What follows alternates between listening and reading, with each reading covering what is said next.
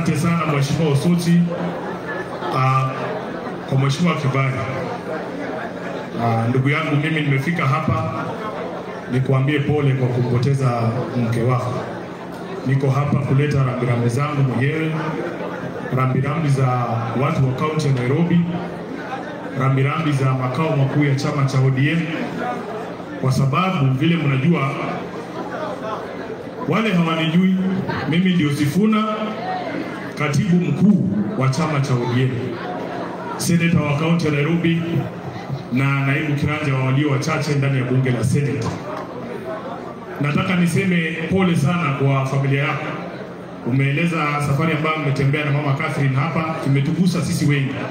Kwa kweli ukiingia kwenye siasa, one of the biggest decisions you make is the person who lives with you, kwa sababu yeye ndiye ataweka msingi ya kazi ambayo unaenda kufanyia wananchi.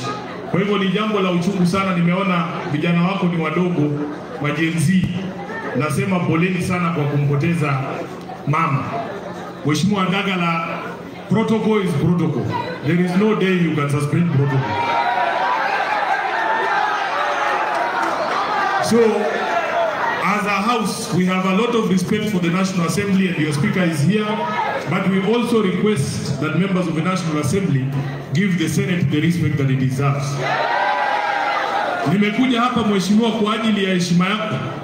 Wewe ni ndugu yangu, labda hatujuani sana, lakini tumefika mahali sisi kama viongozi wa jamii ya Mulembe tumesema saa ile wengine wamemaliza mambo yao ya kwao, wameanza kutafuta makazi. Sisi nyumbani lazima tutafute mandugu zetu. Unajua hapa nyumbani kuna watu wanafikiria kuna watu fulani hawezi kukaa pamoja, na hiyo ndio kasumba iko kwa Waluya. Wanajua Sifuna na Wetangula ati ni umbwa na paka, ati hatuwezi kaa pamoja. We want to change that notion. Sisi kama jamii ya Mulembe tutaanza kutafutana mandugu kwa mandugu kabla tuende kutafuta makuzo na wale mashemeji, ndio? Kwa hivyo tutatembea hiyo safari pamoja. Jambo la pili, nataka niseme kama katibu, watu wamekuwa wakiniuliza mbona Sifuna azungumzi mambo ya kijana Albert ambaye aliuawa kwenye msee kule Nairobi. Sikuwa nazungumza kwa sababu nilikuwa na hasira sana. Kanisa inatufunza kwamba ungojea hasira ipungue ndio ongee. Viongozi wa kanisa ambao mko hapa, nimengoja hiyo hasira ipungue, imekataa kwenda. Lakini leo lazima nitasema. Mahali tumefika Kenya hii, hakuna haja ya maneno tena. Mahali tumefika Kenya hii, we want action, we don't want words.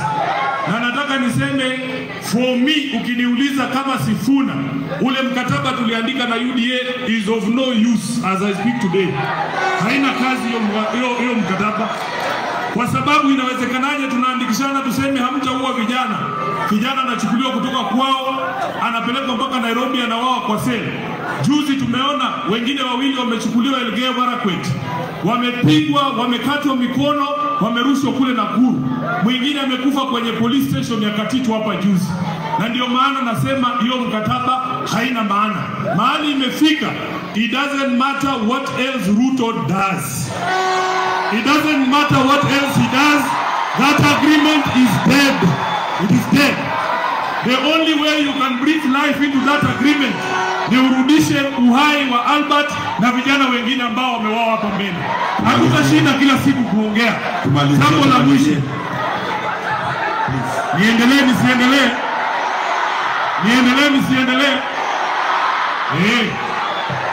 Lazima tuseme haya maneno. Jambo la mwisho, Mheshimiwa, umetuzungumzia jinsi ambavyo wewe ukiwa kijana, uchumi wa nchi hii ulikuwa unafanya kazi mpaka wewe na huyu mama mnaweza kupata kazi nzuri kule Mumias. Unaingia ukiwa teenager kwa nyumba ya 4 bedroom bungalow. Saa hii hawa vijana wako waulize utatoa wapi kazi ambayo inakupatia 4 bedroom bungalow ukiwa kijana mdogo? Hakuna. Wameharibu uchumi na wataki tuzungumze. Lazima tutasema.